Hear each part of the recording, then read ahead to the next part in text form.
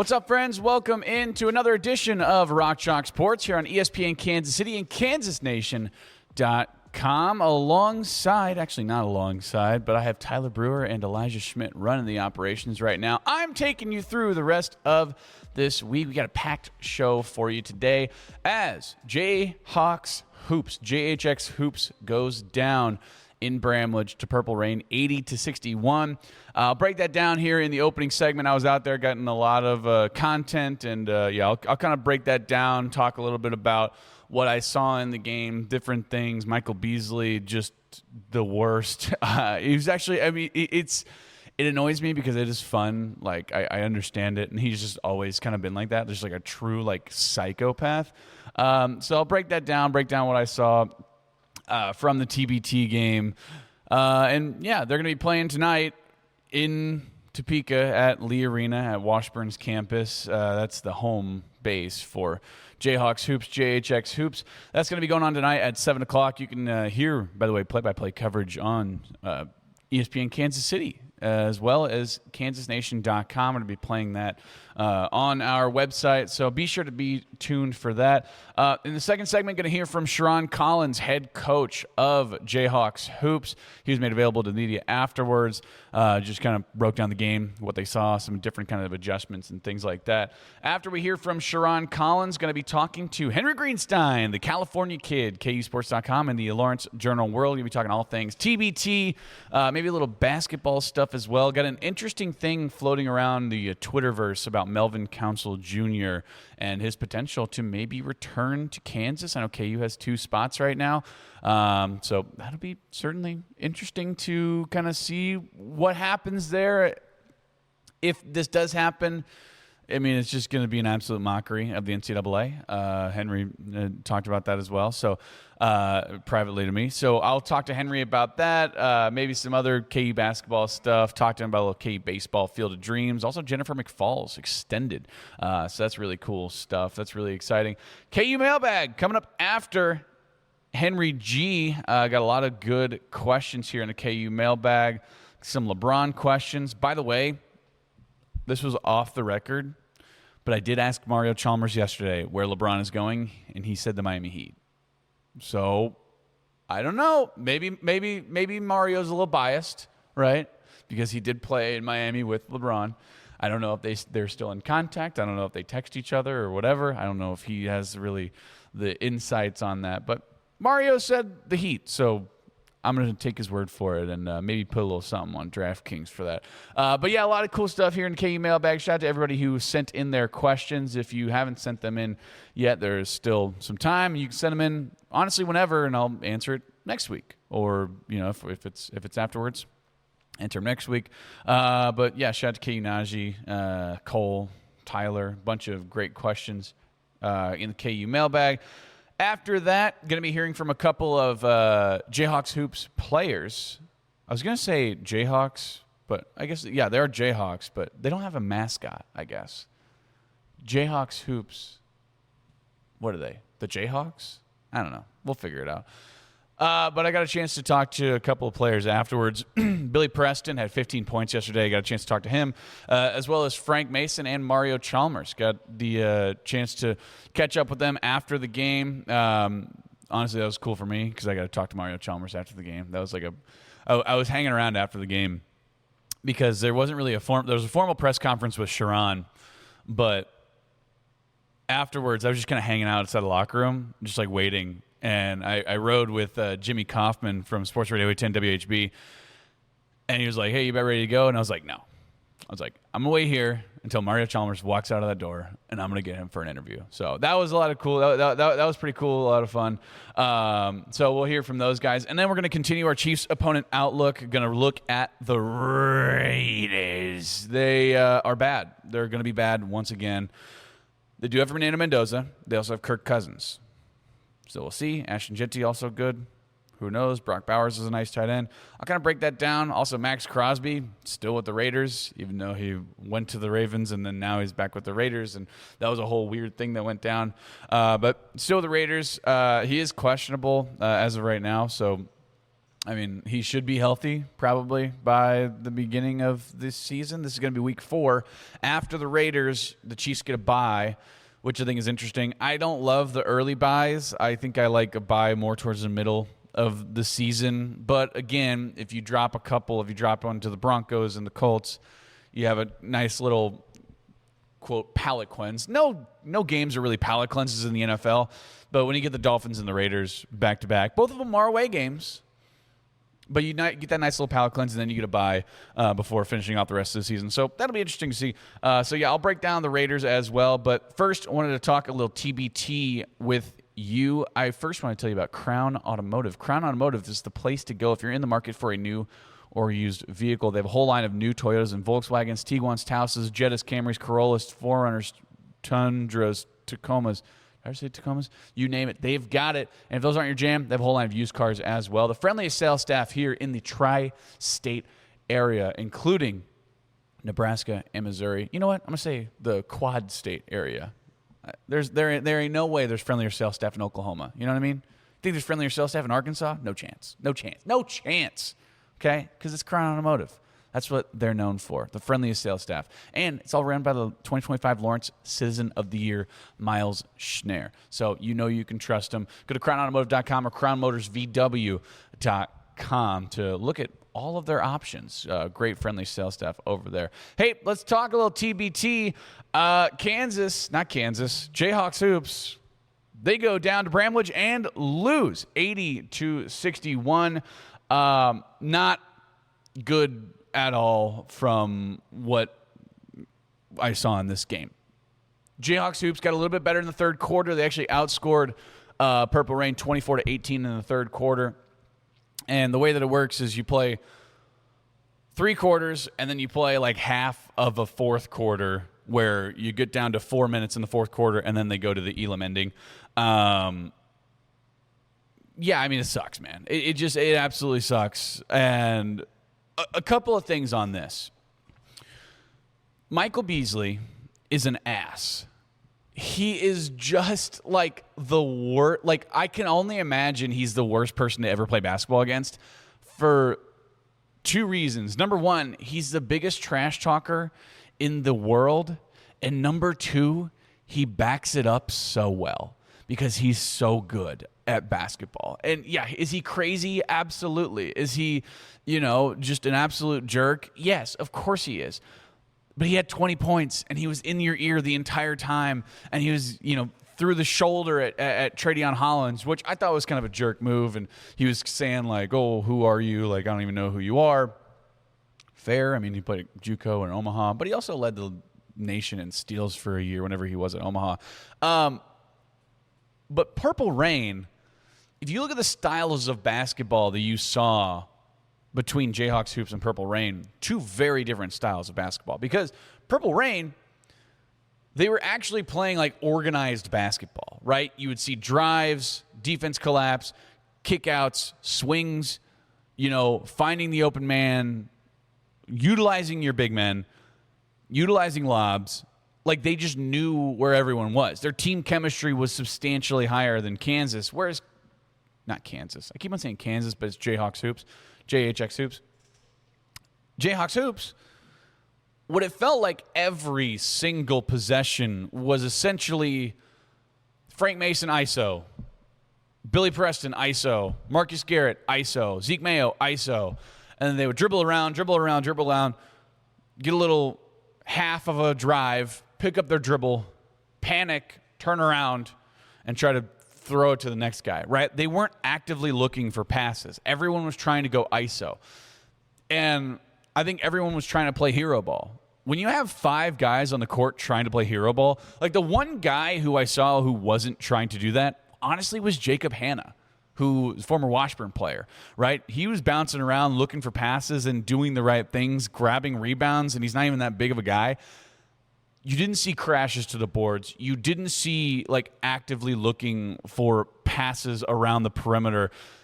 It was just not great basketball. I mean, you saw Sherron trying to put out different groups of guys. I mean, there was at one point you saw a group of people where there was 4 guys who never played for Kansas. Technically, Billy Preston did play in an exhibition game for Kansas or whatever. But There's 4 guys who didn't play for Kansas, and honestly, those 4 guys in terms of what they were doing was a better form of basketball than what we saw out of Frank. And I think it's just the fact that Frank Mason just was trying to play hero ball and trying to, do what he used to do back when he was at Kansas. But also what he was good at when he was at Kansas was not only the driving aspect and getting to the glass and, getting those fouls, like drawing in those fouls.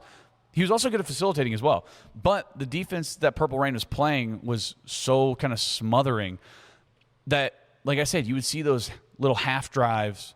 They'd get to about 12 feet from the basket, and then they would just stop and pick up their dribble and look around. Turnovers were just an absolutely massive part of it. And JHX Hoops had 19 turnovers. Meanwhile, Purple Rain had 8, right? You look at the shooting percentage, the shots just weren't falling as well, right? You had Zeke Mayo go 2 for 9 from the field, 1 for 7 from the three-point line. He winds up with 12 points because he shot 7 of 8 free throws. Frank Mason winds up with 10 points, 3 for 11 from the field. Not great shooting performances from them. Marcus Garrett winds up with 5. Jamari Traylor winds up with 4. Kevin Young, 3 points. Jacob Hanna comes off the bench, goes 4 for 6 from the field. He was really your most efficient player probably. He winds up with 10 points. Billy Preston, relatively efficient. He winds up with 15 points. He's your leading scorer for JHX Hoops, but still goes 6 of 15 from the field, 2 for 6 from the three-point line. Kansas, they shoot 38.5% from the field. 26% from the three-point line, I'll give you that, but nothing was going in for the Jayhawks, for JHX Hoops. Whereas if you look at Purple Rain, they shoot 51.7% from the field. They shoot 21.7% from the three-point line. Their threes weren't falling as well, 5 for 23, but 30 for 58 from the field, and they had a ton of dunks. They were more athletic, right? Xavier Sneed was honestly awesome in this game, right? He winds up with 16 points. Austin Trice, awesome in this game, right? They had a couple of really awesome dunks, really awesome lobs. So, I don't know. It's just hard to watch that kind of basketball where there's no structure around it, right? And you saw Sherron. This isn't a coaching thing. Like, you saw Sherron and Tyshawn. Both those guys were coaching, like calling out set plays. And then if you would watch, there was no set play being run. Either that or like they just completely ignored Sherron. And they're like, you know what, screw it. I'm just going to drive in myself and try to play ISO ball. And that's not the way that you win basketball games, right? You have to build that team chemistry. And granted, when you look at a lot of these guys, like Kevin Young was such a good role player. But then you saw Kevin Young out there dribbling the ball out around the arc and trying to drive in or shooting threes. And you're like, Kevin Young, that is not your game. Jamari Traylor was not playing his game. And Jamari Traylor wound up getting dinged up. Marcus Garrett had a little ding on his knee, didn't play for the majority of the rest of this game. Marcus Garrett wound up starting. So I think that also didn't help because Marcus Garrett would have been a massive help, not only in terms of being a role support player on the offensive side of the ball, but also on the defensive side of the ball as well. Because as we know, Marcus Garrett was the Naismith Defensive Player of the Year. And you saw that early. But winds up getting dinged up, comes back out with an ice pack. They said he's going to be okay. Should be good to go for this upcoming game. So we'll see how that works. But again, just too much hero ball from these guys. And it hurts me to say that because I don't ever want to be – I'm the biggest homer you'll ever meet, right? But when – I don't want to give criticism to Frank Mason, but I'm going to. He went 3 for 11 from the field and just did nothing. I mean, nothing was going for him because he wasn't trying to be the facilitator. He was trying to be the hero every single time he got the ball. And that's just not the way that it works, right? He would make the passes when it was too late. Frank Mason, what did he wind up with? He wound up with 7 turnovers in this game. 7 turnovers for Frank Mason. When's the last time you saw 7 turnovers from Frank Mason in a KU jersey? Probably never, because that's not what he did. And he had more of a chemistry with the guys whenever he was playing, obviously with Kansas under Bill Self, and he had other role players around him, but you would see guys standing too much, right? There wasn't a lot of off-ball movement that you would see where you would see a drive and everybody just kind of was like, all right, I guess we'll let him go ISO, and they were standing there on the three-point line. Meanwhile, K-State, they're getting into a better defensive, position.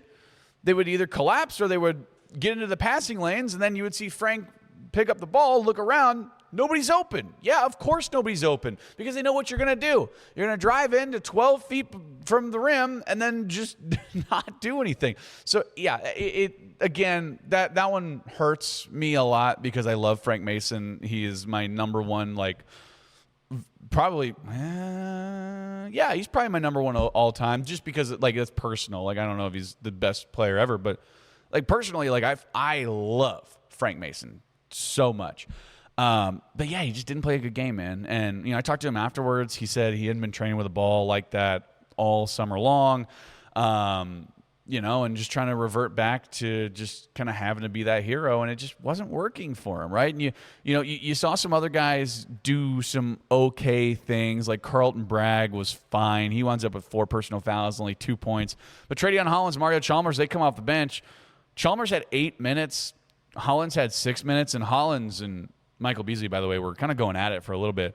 They were getting in each other's ear, and like I said, Michael Beasley threw his shoulder and got a technical foul. Michael Beasley was over on the JHX Hoops bench, getting in the ear of Mario Chalmers, getting in the ear of Sherron, all these guys, and I actually asked all of them about it afterwards, and they said that's just who Michael Beasley is. You just got to deal with it, right? And that's trash talk. That's a part of the game. That's always going to be part of the game. Trash talking, different things. But Michael Beasley is maybe the biggest trash talker I've ever seen. I don't think I saw his mouth closed one time when he was out there on the court because he was just talking the whole time.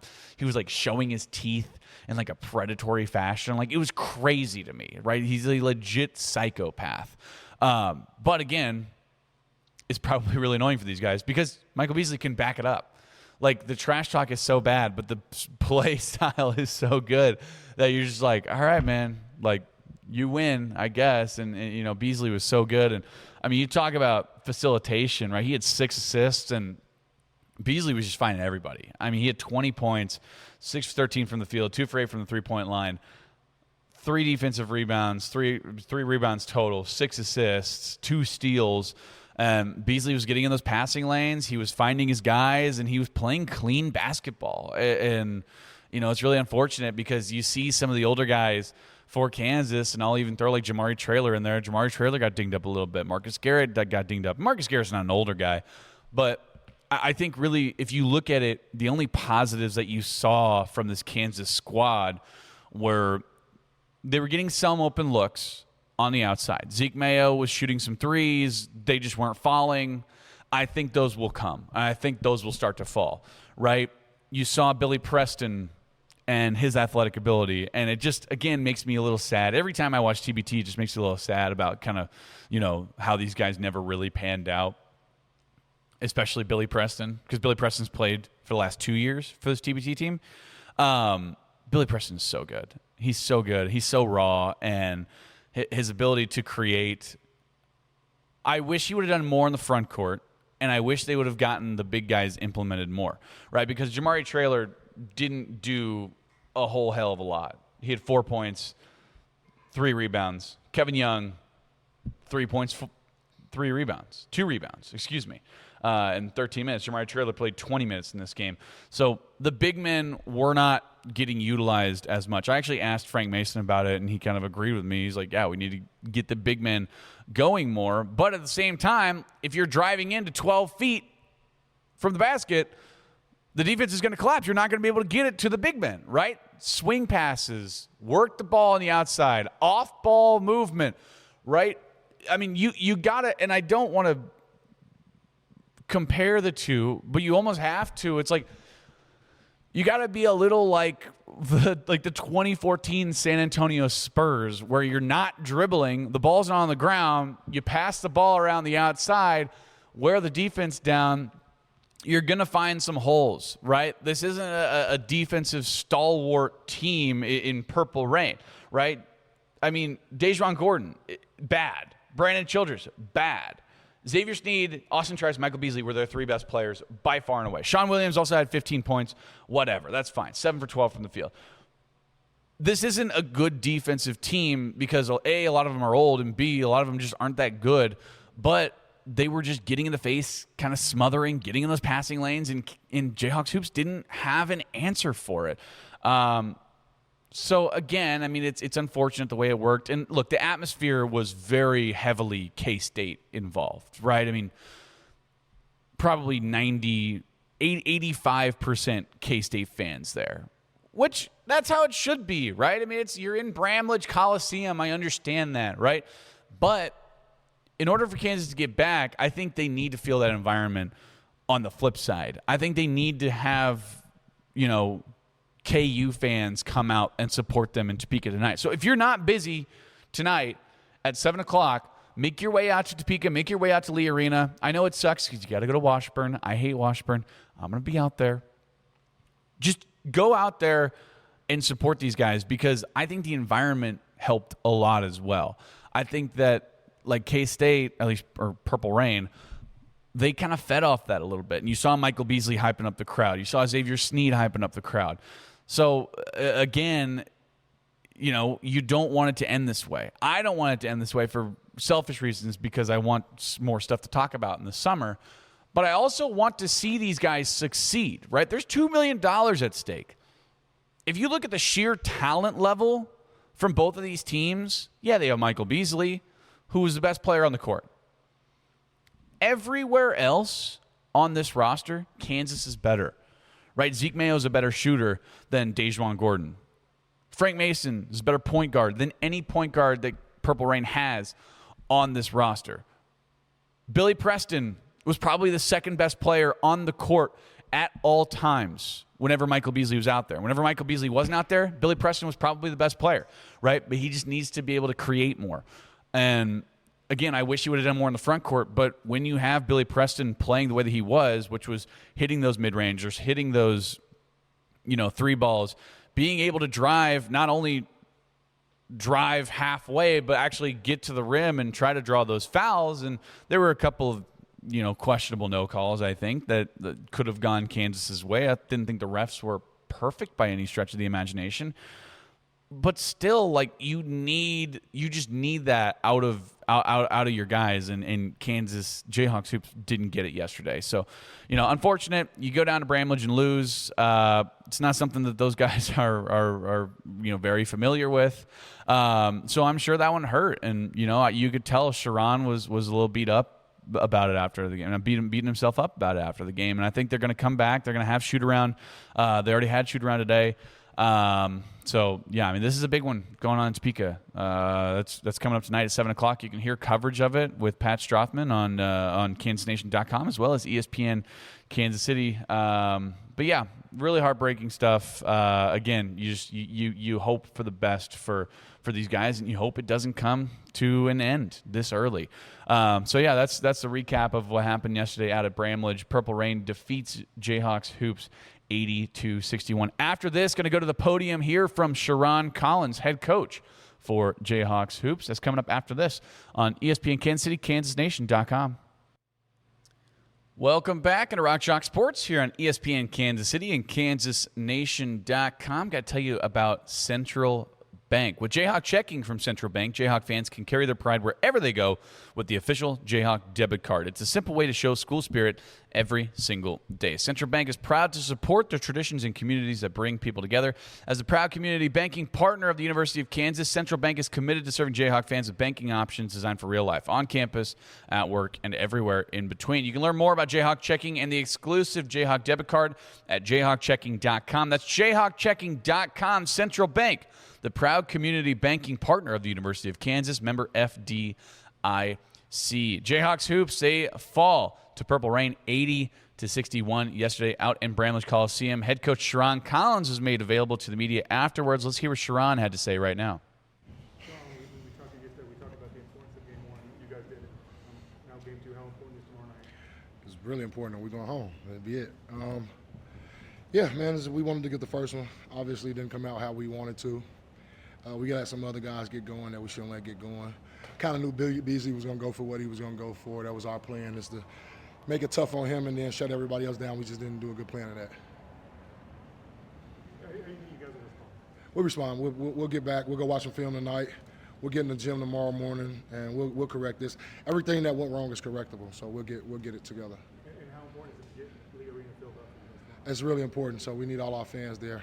This is a great showing. The crowd was great. It was a great atmosphere. This is K-State. What did you think of Beasley?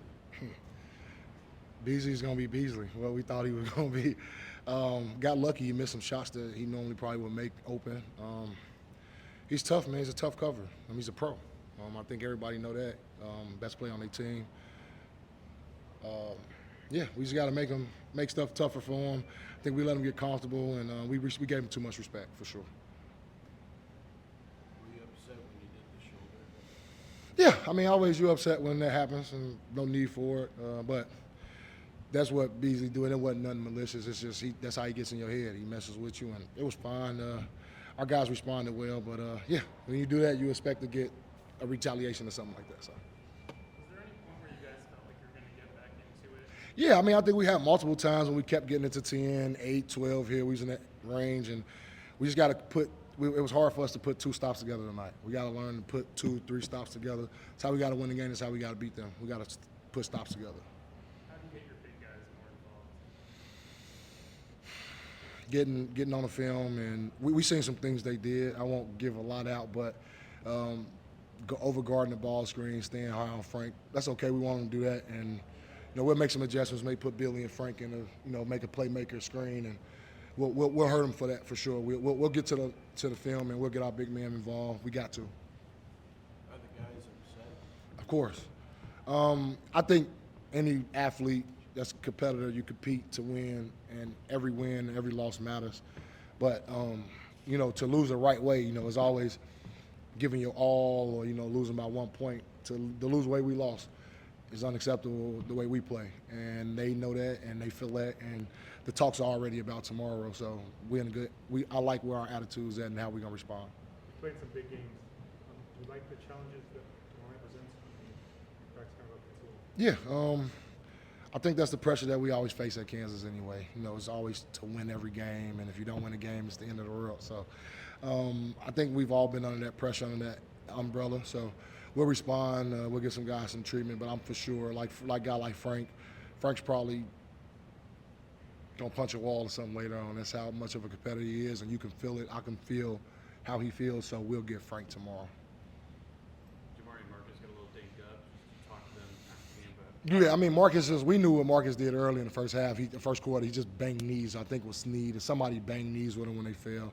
So he was just a little sore, and just how the game was going, we wasn't hitting shots. It was tough to get back in. We just wanted to rest him and, save him for tomorrow. And that happened to Jamari. We obviously didn't talk to him yet about how he's feeling, but I'll see him in a minute. He was getting looked at by the trainer. So. Are you a speech guy? I wouldn't say that, but I feel like I am an encourager, so I do speak a little bit, and I, try to keep all the guys upbeat, and just keep fighting and keep guarding. It's just the same way I was taught. So I got a little self in me. When you have a guy like Michael Beasley, obviously the way that he plays, but what's the message to the team, I guess, to try to not let him get in there? Just don't get down. He's a tough shot maker. He's going to make shots over 2 people. He make a fade and fall away 3. You got to be the same guy. You just can't let that waver your attitude or your effort. You got to keep giving effort because he's a tough cover. And we just want to make stuff tough for him. He's going to score. He's going to do that. You're not going to stop him, but you can make everything tough, and we can't let all those other guys score how they did. We got to do a better job on the help.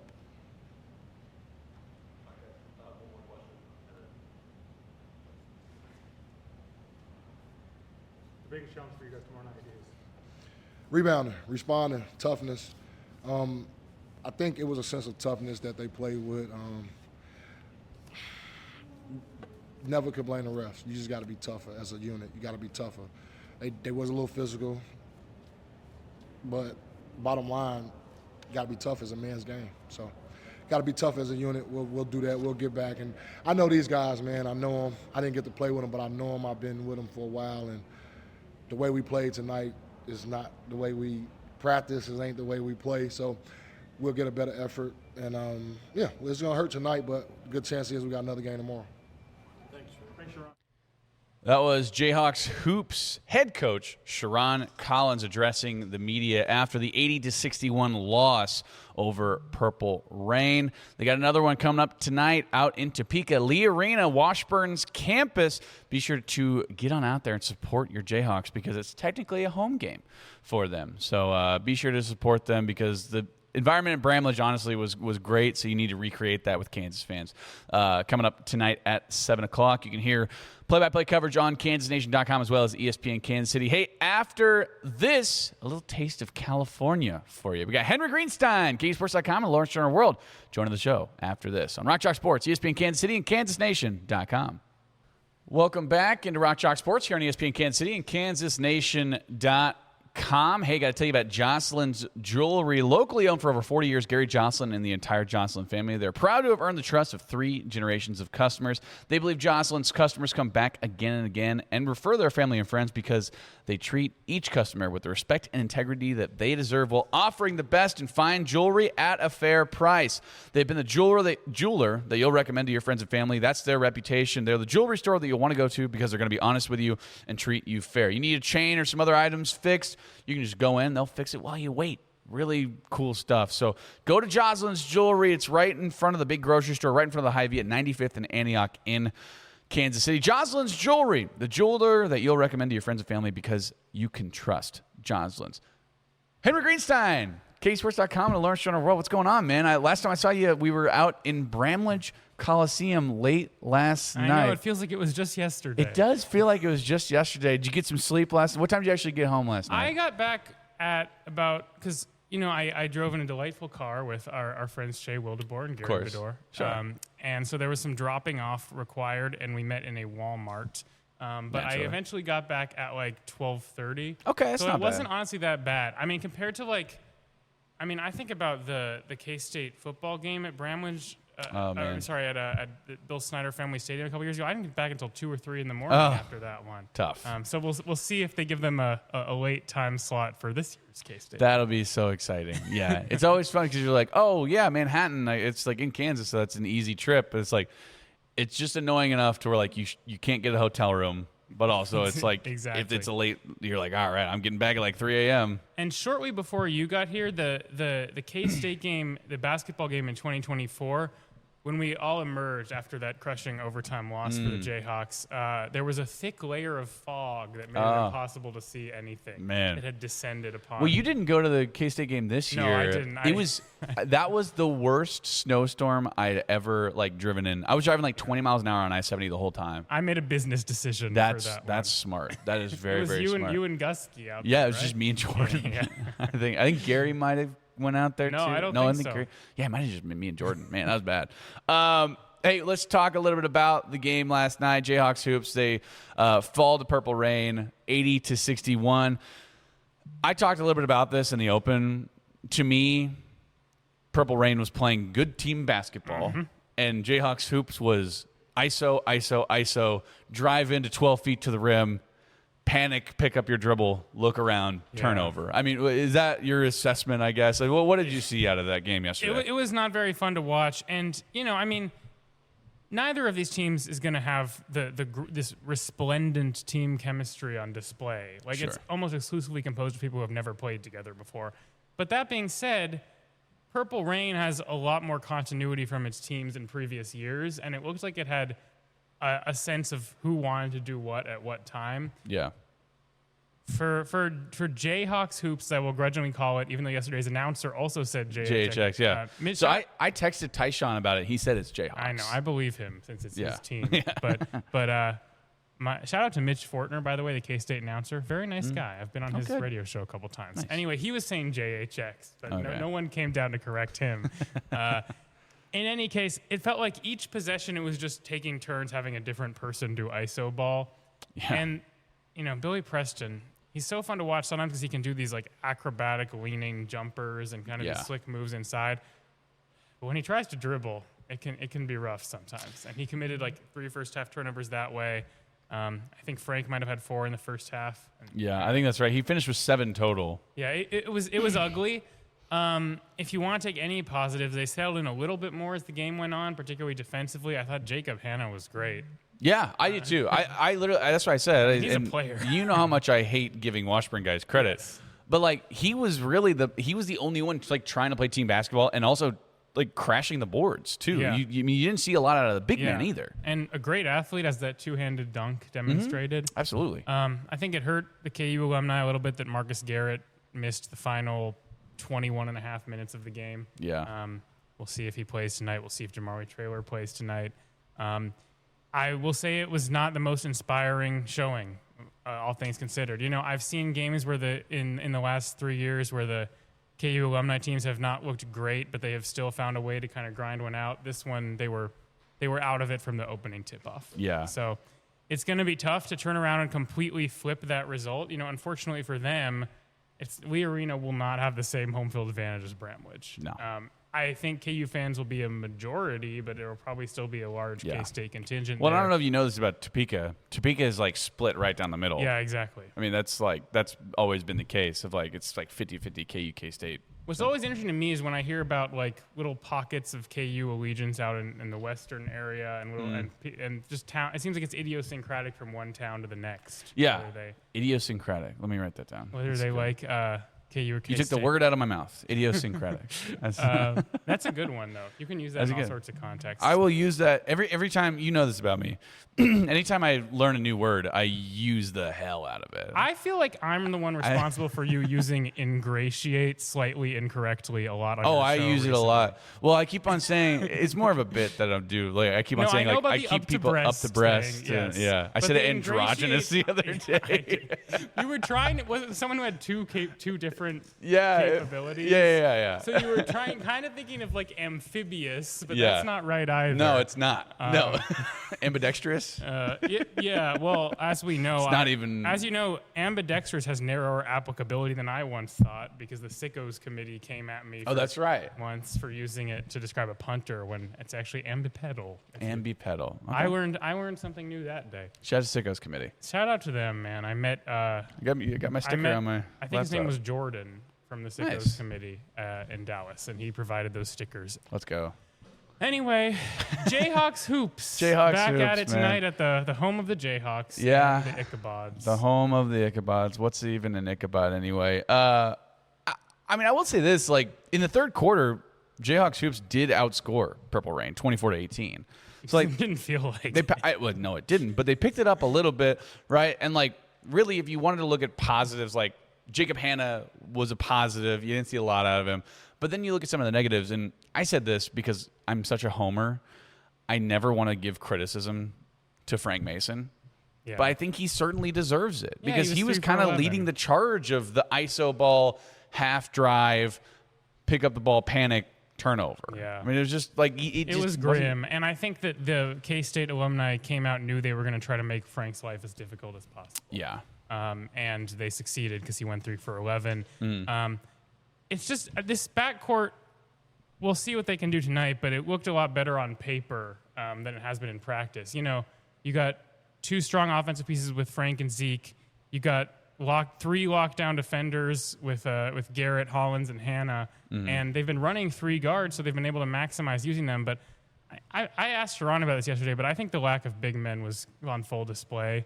They really had no rim protection and very little going on offense, too. I thought Jamari Traylor, as he has every year, has had some moments, but obviously he came out late.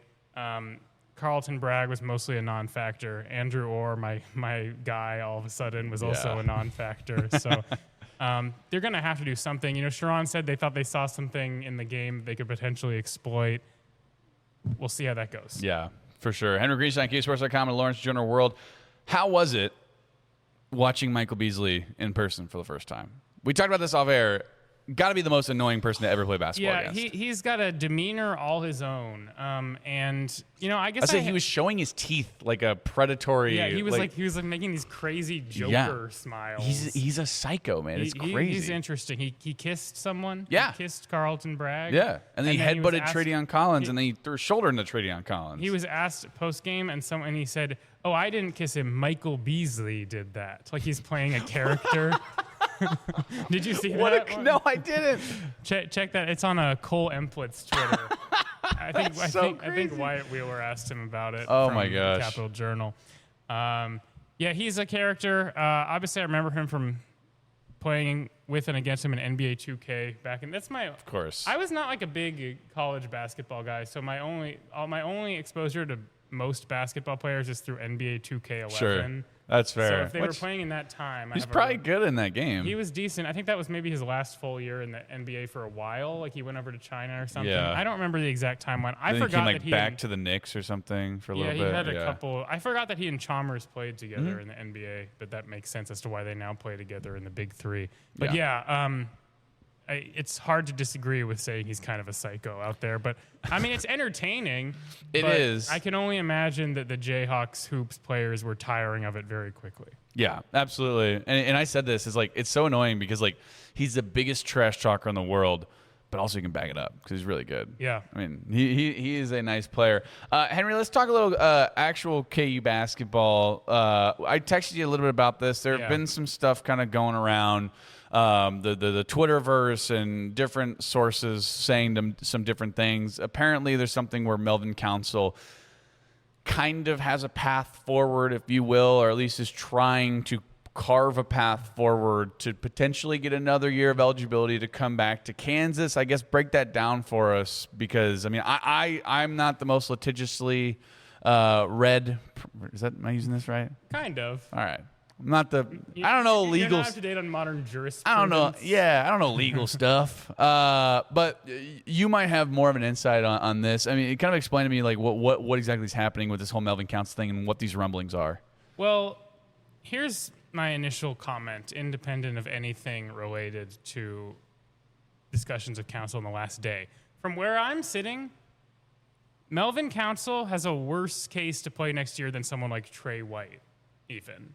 Oh, wow. I'm not saying it's going to happen, but like, I'm sure you've probably heard about the lawsuits in Ohio, where these players who came in the high school class of 2022 and played 4 straight years were able to get an injunction saying, hey, it's not fair that the 5-year thing is only happening for people who came in right after me.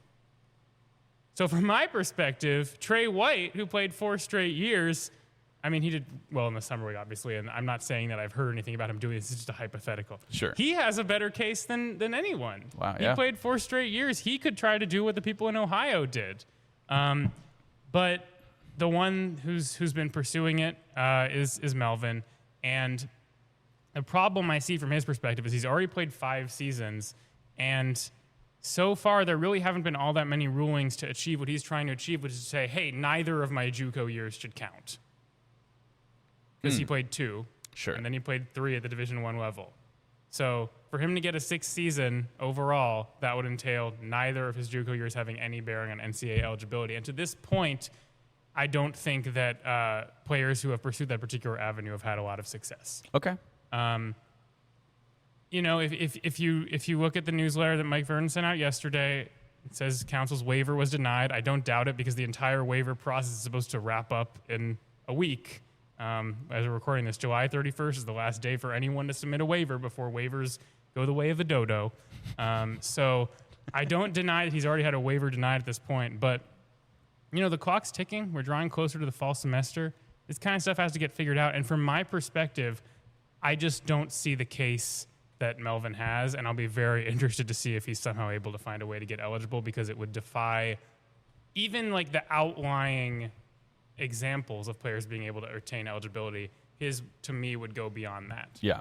Well, certainly, you know, great player. Like, he would obviously help them a lot. And absolutely. I've been annoyed seeing people say otherwise on Twitter. Yeah, people don't want him back because he wasn't a good shooter, but it's like that kind of guy in the locker room just alone, like not even like on the court, like on the court also, but like just that kind of guy in the locker room, I think is going to help quite a bit. Yes. So, but I don't see it from a cold hard facts perspective. Sure. Which, you know, that certainly makes sense. Also, I mean, you sent me an article about, because I was like, well, he signed a summer league contract. There's no way. But then, you know, Matt Norlander has an article out on CBS Sports, I think, talking about like, well, who knows, right? I mean, yeah, but even in that article, like there's not like there's concrete examples of this happening. You know, wasn't Will Wade trying to get R.J. Lewis Jr. to play again after he played in the summer league?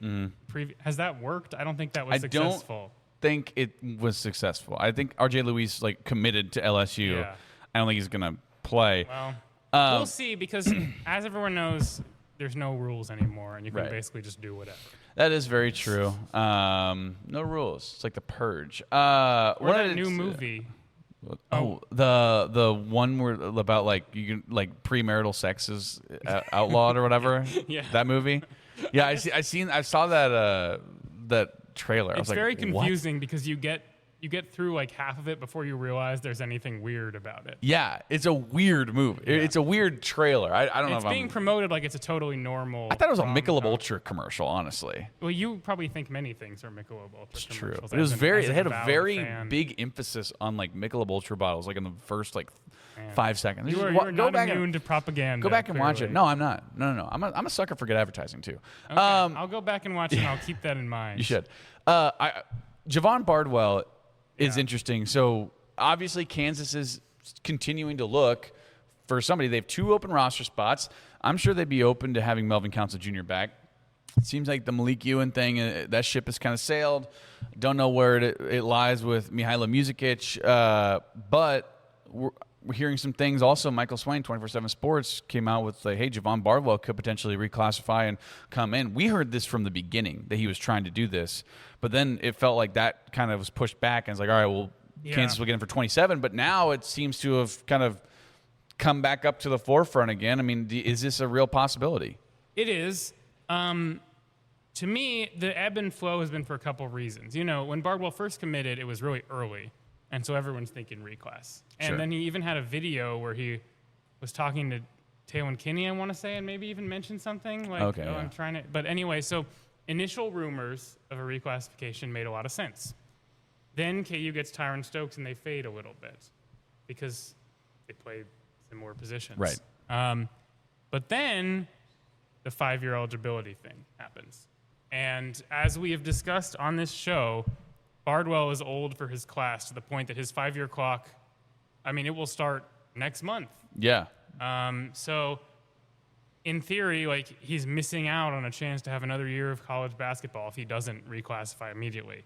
That being said, this guy's a 5-star, like a top 20 prospect in his class. Does anyone really think he's going to be a 5-year college basketball No, he's not player? going to be a 5-year So then guy. I put it to you, what is the benefit of him being at KU this season? I understand he's a really good player, but I feel like there's kind of a logjam at the wing already with us not really knowing where Cole Rosario and Dennis Parker fit in. Right. I think adding a guy late in the summer and kind of disrupting the flow of his development, like, I guess the benefit for him would be NIL money, I guess. sharing money. Yeah. But he's not going to be playing. No.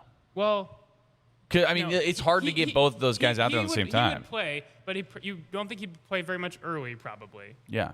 And then he'd figure in, and then I guess the don't know. NIL I'm money not- would make sense, And right? to be clear, Bardwell's a fast riser. He was amazing at the Euro camp this summer. He had one game where he dazzled everyone and was like, all right, KU got a stud.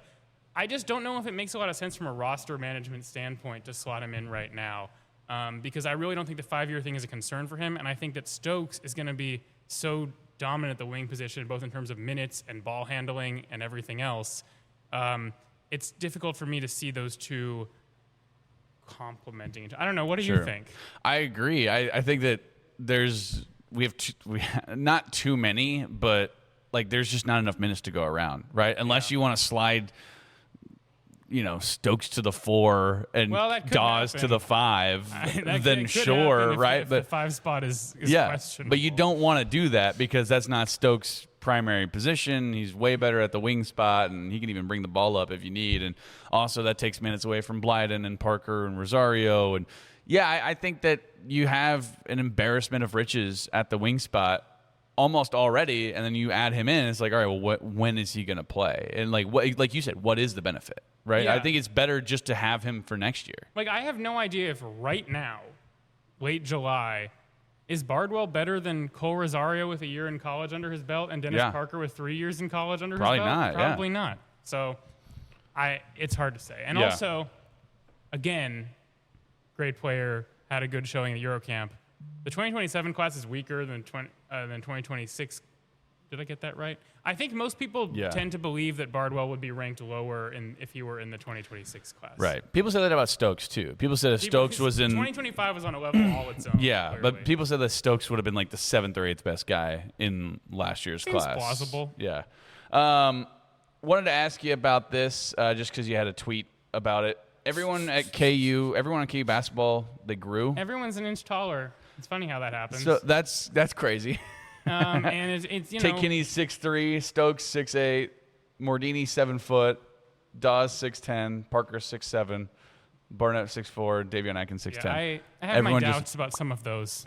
Everyone just grew, I guess. Yeah, I guess that's what happened. I mean, this isn't even the first edition of KU's roster, by the way. It's not like, Dawes grew in inches compared to how he was listed at Utah. Like, it's as opposed to how he was listed like a month ago. Yeah, on the KU roster. I just think it's funny. I guess, like, there are a lot of, I didn't mention this in my tweet, but there are a lot of 5 or 10 pound differences too. Like if you look at at Paul's weight, even though everyone says he's slimmer, he's now listed 10 pounds heavier than he was in the last. He's now listed 255. Which could be a good thing because muscle weighs more than fat. So maybe he just added the muscle and lost the fat. And I don't know. I just think this is funny. Like, I don't know. I haven't met Taylor Kinney, so I won't say anything as to whether I truly believe he's 6'3". Yeah. But that's one that kind of caught my eye. Yeah, no chance. And maybe with the hair. Yeah, I don't know if that's how you're supposed to measure people, but you're right. The hairstyle does give him a bit of an advantage. Yeah. I don't know. I could believe that someone like Adkins, like a young player, could theoretically be not done growing. But I'm not sure how I feel about like Dennis Parker now being 6'7" or something. Yeah. And the other thing is, these measurements are. I assume these are all done consistently with the same shoes and in the same environment, whatever. But I'm guessing before that they were not. So this is KU's way of standardizing them. But their standard is generous. Yeah, I certainly think so. Hey, wanted to talk about this little KU baseball news. October 10th, I believe. They're going to be playing up in Dyersville, Iowa, God's country. You ever been? Some people say it's the California of the Midwest. I don't think anyone said that until now. Have you been to Dyersville? Yeah. No, I can't say I have. I've never been to Dyersville. They're playing at the Field of Dreams. Yes. Fantastic movie. Really cool opportunity, I think, for KU to go up there and play against Iowa. Obviously, it's fall ball, so it's not going to count. But still, that's an incredible thing to be able to play at the Field of Dreams. It's really, really cool. And, of course, I immediately looked and said, can I possibly go to this and cover this? And, of course, it's on the same day as the KU-Utah football game. Yeah, of course. So I will be in beautiful Salt Lake City, where I hope that my favorite barbecue place has recovered from being burned in a fire. Oh, no. I didn't know that. So that would be good to see if that has recovered. Favorite barbecue place? What do you It's a vegan barbecue there you go. It's really good. What is it, tofu or just fake meat? I don't know what he makes it out of, but it's incredible. And shout out Blatch's Backyard Barbecue, assuming it still exists. If I'm from Salt Lake, I'll try it out. I'll try anything twice. So, well, it's really good, and I will be sampling it, and I will not be in Dyersville. Tough. A lot of things come to mind. First of all, this is random, but I saw at one point that there was one company that was in charge of this movie site that was called This Is Heaven LLC, and I was like, do you realize the quote from the movie is this heaven? No, it's Iowa. You're not supposed to say this is heaven. Yeah. It's wrong. Defeats the purpose. It's not heaven. He specifically said, no, it's Iowa. Yeah. But what an environment. Obviously, MLB's already had a couple of trial runs, and they'll have a Twins-Phillies game there next month. Minor League Baseball has played one. They have an Iowa Cubs St. Paul Saints game there next month. Bodie Ray, I believe, has some family in Dyersville, and he's from nearby Marion, Iowa. I remember saying I feel like it'll be an even cooler experience for him now that he's coming back. Would love to talk to him about it at some point because I think that's really cool. Are there any other Iowans on the KU baseball roster? I don't think so offhand, but I'd have to check. Baldridge is Oklahoma. Yeah, it's possible they could have some new ones coming in. But in any case, I mean, if you're going to have a fall exhibition game, where better to have it? I don't think it will look as good in October. This was a point that was brought up by the Athletics Iowa beat writer. Like, the corn in the fall is maybe not the optimal time to see it. Sure. I guess that's probably fair. I don't do much farming myself. I don't know. Elijah, is the corn going to be nice in October? Probably not, right? Dyersville, Iowa. Probably not. No. Yeah, it's going to be a little cold, I think. But Sure. But Okay. everyone has seen this movie. Everyone knows how iconic of a setting it is. And I think playing at this field would be a really cool experience. And Iowa, not too shabby. They were 33-23, 15-15 Big Ten last year. So a real team for them to play against. It'd be really cool. One more thing before I get you out of here. Unless you want to stick around and do mailbag with me? Sure, Dan. Let's go. It'll be the honor of my life. Henry, let's go. Shout out. Jennifer McFalls, extended. Yeah. I mean, really cool and through 2030. I mean, she's done some really good stuff and got in some a lot of great recruits. I mean, a long, illustrious career of being involved in softball in some capacity all throughout her career. But, I mean, just talk about the job that she's done and how deserving she is of this extension. Yeah, obviously she first came onto the scene as a member of an Olympic gold medal team, I believe. That's right. Back in 2000. Assistant at Texas for a long time. And it's been a long journey at KU. Longer than she would have liked in terms of getting back to the NCAA tournament, as she said herself many times. And, 2025 was a grim year for KU softball after how close they were in 24. And I don't know that people necessarily predicted them to break out the way they did this past year, but it's a testament to the recruiting of players like Ella Boyer and Lila Partridge, and now retaining them, by the way. And also the development of those seniors, the group of 7 seniors that was so formative that they were able to do it. And so I think it's a well-deserved extension, 3 years with a 4th-year option that KU has. So 27, 28, 29, and then 20, 30 years as an option. Salary of $235,000 to start. Pretty good.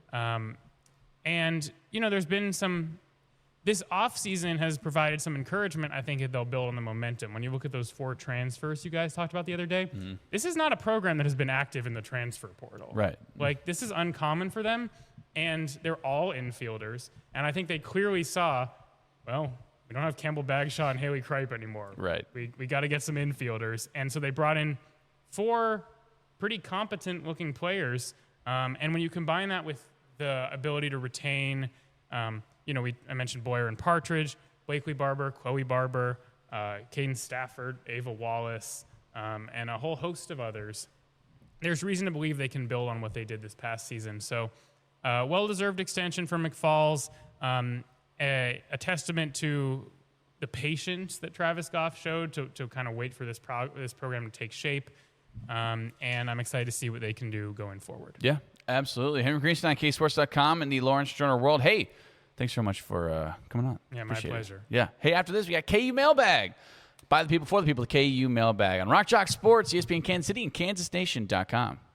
Welcome back, Hour 2 here on Rock Chalk Sports, ESPN Kansas City, and KansasNation.com, alongside Henry Greenstein, KUSports.com, and Lawrence Journal World. Just had him on last segment, but he's going to help us out with the KU Mailbag. Before that, I got to tell you about Custom Lawn and Landscape. Spring and summer are made for backyard fun. If you're like Sean, you got kids running through the grass, or if you're like me, you got dogs chasing tennis balls, family cookouts past sunset, nothing ruins time outside faster than fleas, ticks, and chiggers. And that's why families can trust Custom Lawn and Landscape to help keep their lawns beautiful and protected all season long. Their home insect control program helps defend your yard from those pesky bugs so your pets and loved ones can enjoy the outdoors more comfortably and safely.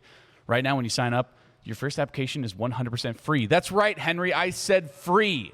Your first application. I heard you correctly. Thank you. I'm just making sure that you heard me correctly. It's a simple way to take back your backyard this spring and summer. You can visit CustomLawn.com to schedule your first free application with a seasonal insect control program. Custom Lawn and Landscape, helping you love your lawn without the bugs. KU Mailbag, by the people, for the people. Henry, interesting one here. I want to start off. Shout out to KU Najee.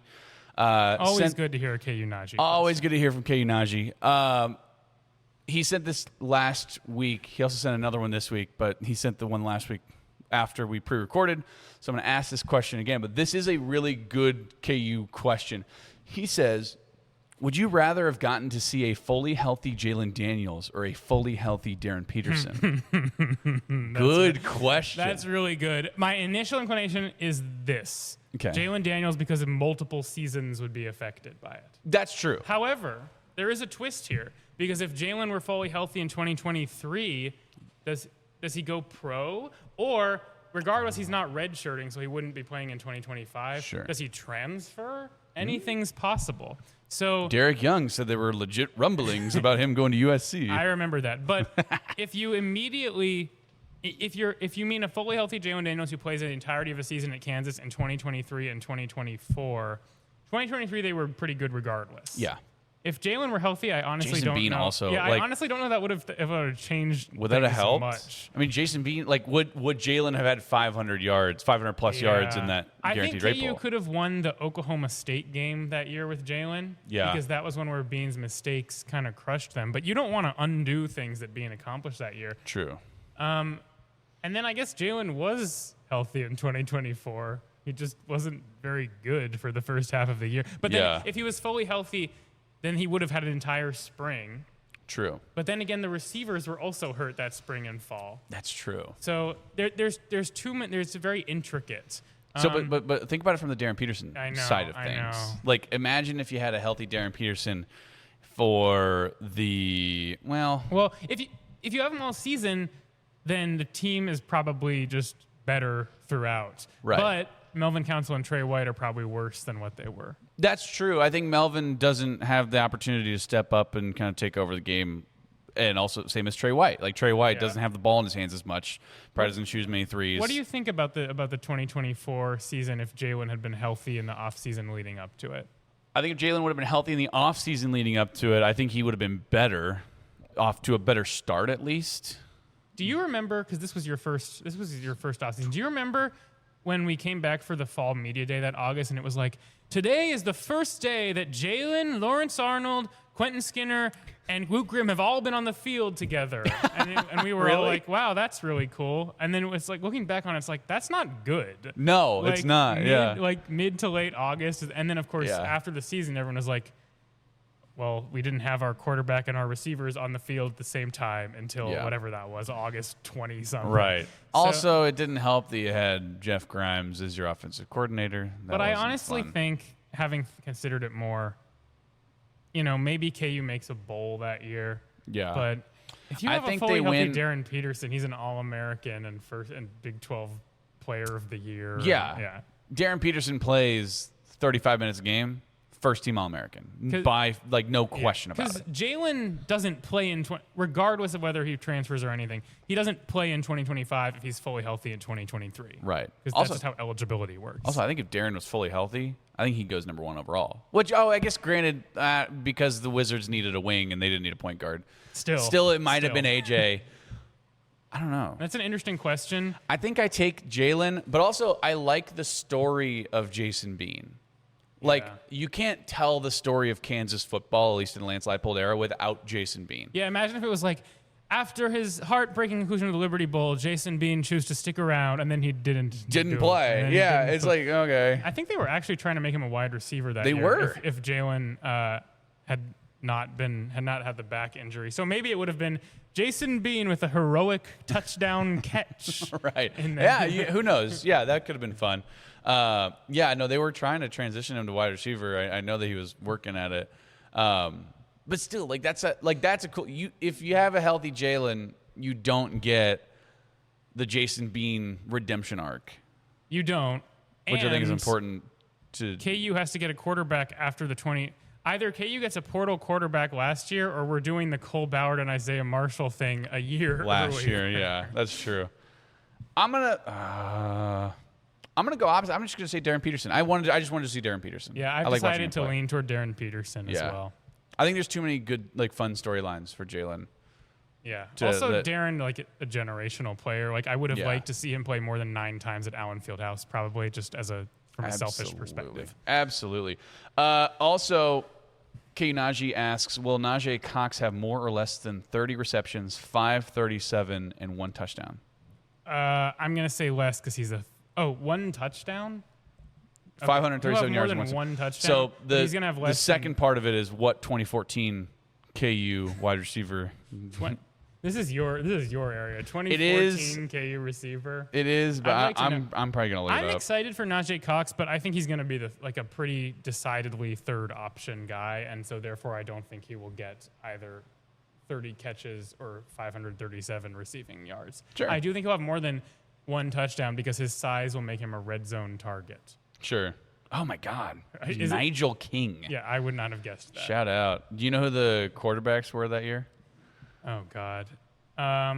So this was after it was well after the This was pre-Carter Stanley. Pre-Carter Stanley. Definitely. 2014. And it was... I'll give you a hint. One of them played at Boise State. Was it Montel Kozar? Montel Kozar was a second-string quarterback, but played a little bit. Michael Cummings. Okay. That's Shout good out. to know. Shout out to him, man. Shout out What's he Mike up to these days? I'm selling insurance. Get I him don't on the know. show. Yeah, I'll reach out. I'll get him. I'll hit him up on LinkedIn or something. Oh man, Nigel King, shout out. So you think he's going to get more than one touchdown, but Less than the other two things. What about you? less than 30 receptions? I think he goes over 30 receptions. Okay. I think 537 is a really good line. I said that he has the potential to be that number one guy in terms of yards because he'll be the good high point guy. I think Nick McMillan will be number one in yards and receptions. Okay. 30 and 537. I think he goes over 30, but under 537. That's an interesting choice because I know he's a burner on the outside. It doesn't make a lot of sense. You're right. You know what? I'll let you say it. I won't object any further. That feels more of like a Cam Pickett line, like 40 receptions, 400 yards. Yeah. Over a touchdown though, for sure. Yeah. Over a touchdown. I mean, they couldn't score in 2014. Yeah. Now they can actually score touchdowns. True. That's true. The rules have changed, so they're allowed to. Yeah, do that's so. very true. Shout out to Nigel King. Adam wants to know, what's your dream corporate patch sponsor for KU? My dream corporate patch sponsor for KU. Yours. I think it would be cool if it were a more local company. I agree. You know, like. Well, I mean, it's not like Ripple is technically local, right? I They're know. Topeka. I mean, any of the numerous. I don't know that I have a dream necessarily. You know, we all love your various sponsors here at Kansas Nation. Yeah. What about the California Raisins? Is that a company? Is it? I always think of Sunmade as like the iconic raisin company. I hate raisins, by the way. Don't approach me Really? with I have a real problem with raisins. Give me a real What do I they do? like all Steal your other- girlfriend? What? It kind of feels like it sometimes. I like dried fruit in general, but Sure. I have a visceral disgust. Yeah, I've seen you eat dried apricots before. Mango. Mango. Yes. That's what it was. You've seen me eat a lot of interesting snacks. I have. But like raisins? those cubes. You have a problem with raisins? I do have a problem with raisins, yes. Why? I just can't. I don't know what it is. I can't do it. Not even like oatmeal raisin cookie? Have I had one? Like you Yeah. don't like oatmeal raisin I cookies? I don't care for it, and I'll have craisins. I just don't like it. Something about the grape being dry and the taste that it. Do you like produces. grapes? Yes. What, you're telling me you don't have an irrational distaste for any food? I don't Now, like. you are a pretty agreeable food consumer. I am, but the one thing I do not like is soft pretzels. Yeah, I remember you saying that, and Hate I 'em. don't understand it because that's totally unobjectionable. Yeah, no, I know. It's It's just like saying I have a problem with white bread. It's not white bread. It's not white. Pretzel is totally different. No, I know, but I'm saying it's analogous to saying such a thing. Yeah, but I like hard pretzels. I don't like soft pretzels. They're gross. fine. They're sticky. Okay. They have a weird. What about so you don't like them when they're in Taste. bite form either? You can dump it in a oil drum of cheese, That sounds pretty. and good. I still would not eat it. Okay. I don't like them. I'm not going to criticize it for you because unlike you, I'm more You know I'm what? open-minded about other I won't people's. I won't criticize you about your raisins anymore. Okay. You're right. You're right. But as for jersey patches, Yeah, back to maybe this. we can get a soft pretzel company to do the jersey patches. Yeah, if that happens, I'm gonna start a K-State What's podcast. your dream? Like a barbecue? I said, well, Kansas Nation. Oh. Yeah, Shout I guess out. you could do that. I said like Johnny's Tavern would be cool. See, I was going to say that, Yeah. but then I was like, maybe I should only refer to your sponsors here on Kansas Right. Nation. What about get this? Hold on. Imagine Monster Energy.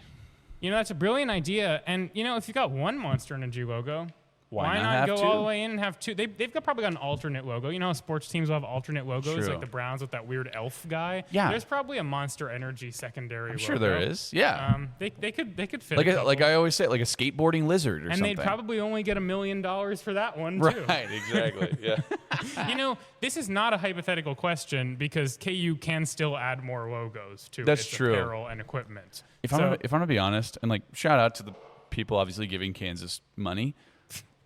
I don't want a patch on at least the basketball uniform. No, it's not right. It's like, Yeah.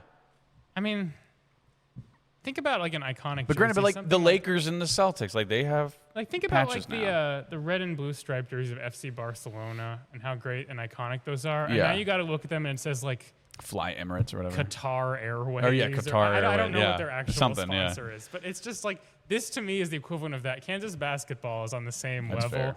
The XRP thing, to their credit, it's not green or something. No, I agree. I said they match the yeah. Pantones. It's tasteful. It looks good. Yes. Josh says, "Is LeBron going to Miami?" So we talked about this. I told you. I talked to Mario after the game, and off record, I said, "Hey, where's LeBron going?" He said, "Miami, I think." Well, I don't know. I guess the thing of the morning is that the Heat accidentally posted a video that was like for July 27th, and it was like LeBron introductory press conference or something. That's fun. So, I don't know. The idea of him teaming up with Giannis is sort of cool. Sure. I don't. It At was, this I mean, point- just adding more power. I mean, they have Bam Adebayo, LeBron James, and Giannis Antetokounmpo. Who the hell is going to get them the ball, At Henry? this point, I just want him to go to like some random team that no one cares about. Yeah, Charlotte Hornets. Like in a second NBA 2K reference of the show, I did a franchise once where he went to the Sacramento Kings for like a whole latter portion of his career. I Yeah. thought that was great. Yeah. Of course. Sacramento Kings. So maybe Dude, that's where he should go. I'm casting my vote. Light the beam. Tyler just sent this. They fired the person, the Heat did, who posted that video. Wait, okay.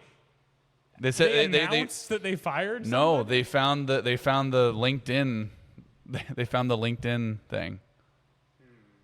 Maybe it's fake. Maybe it's fake.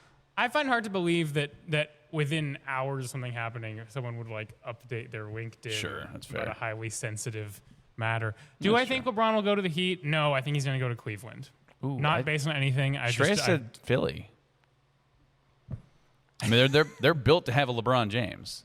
They are. Tyrese Maxey, but Jaylen Brown. I just can't envision him going, as much as I'd like for him to go to somewhere new, I can't envision him going to an entirely new team at this stage of his career. Well, where why would can- he ever leave California? That's a question I often ask and often get asked as Bunch of someone KU who... football players out there. Oh, Just walk by. oh, yeah. Here they come. Oh, they're cleaning up, They're maybe. doing a street cleanup. That's a nice Good. little activity. That is. I often get asked why I would ever leave California, and then See? I sing the praises of lovely Lawrence, Kansas. Yeah, exactly. Lovely Lawrence, Kansas. You do not know that that radio jingle. Oh man, yeah. What was his name? Nickel Pickle Sale. Used to have a nickel pickle sale all the time. Anyway, The core of off all topic. good radio is referencing other radio of years Isn't that good? past. Isn't that great? Hey, Cole wants to know, how do some lizards just drop their tail? That seems crazy. Shout out Cole. He's always Good question. bringing the heat. in He the asked KU another mailbag. question. Classic question was just like, why don't people eat kiwis? Yes, They're I good. remember. That was Yeah. a good one. Are you aware of this? Lizards just losing their tails? Not really. Neither Please am I. explain it to me. I don't want to look it Okay. up. Let's move on. Jimmy, he says, I don't know if you saw this, thoughts on the new renderings for the Chiefs Stadium. Did you see these? I saw a little bit of them, and I saw people saying it just looks like Arrowhead, but indoors. Yeah, which I like. And in Kansas, which And I'm in sure you Kansas. like as well. I like that a lot. I don't know, man. The constant cycle of stadium renovations is so grim. It's just one municipality and governmental entity after another getting held hostage by multi-billion-dollar organizations. And Arrowhead, Took the words out of my mouth.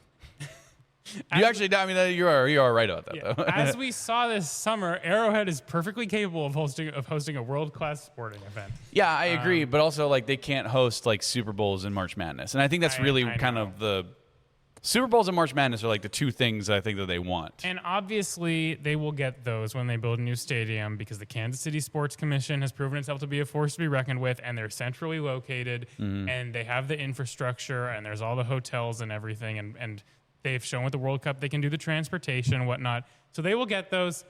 It's just, even as someone who's not the world's biggest Chiefs enthusiast, it is sad to me when a historic venue is cast aside. Yeah, I agree. I mean, like Arrowhead is so legendary, and Kaufman also, I mean, is so legendary too.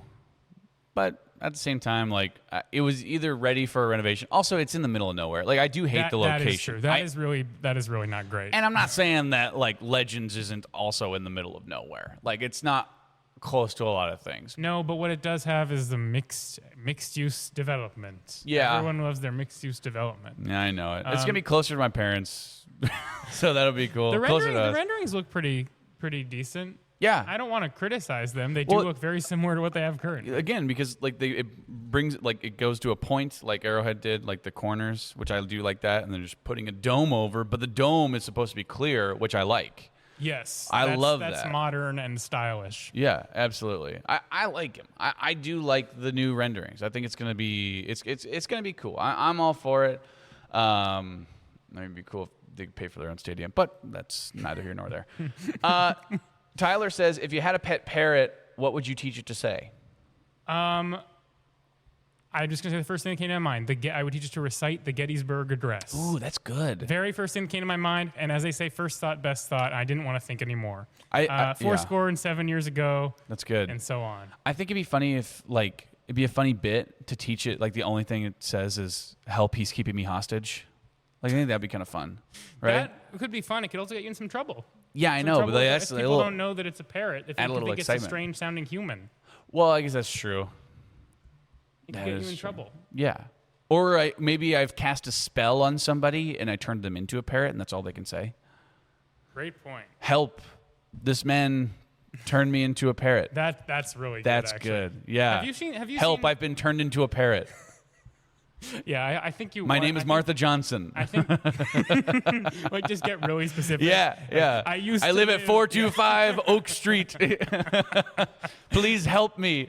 That's really good. Or good I'm trying to think. Oh, you could have it do like really specifically tailored criticisms of the people that you hang out with. Ooh, that's good. That's another good one. Right. Have you ever seen Shoresy? No, I haven't, but I've seen a little bit of Letterkenny, though. Okay. You would like Shoresy. I won't repeat it, but the parrot says something pretty interesting in that show. Fair enough. Is it not FCC regulated? It is not FCC okay, regulated. fair enough. Josh wants to know, what's your favorite song today? My favorite song today? Yeah. My favorite song today... Not of all time. My favorite song today is Kickstones by West Side Cowboy. Check it out. West Side Cowboy. I just started listening to them recently. Got a couple of really good songs, recent singles from an album that's coming out soon. The first one I heard was called Kickstones, and then in parentheses, The Boys. Oh, West Side Cowboy is a band, not a guy. Yes. I thought he was it's just a guy who lived on the West Side. No, a band from Manchester, England. When I think of West Side Cowboys, that's what I think of. I guess they opened for Geese, which is the trendy band of the moment, which I actually don't like Geese.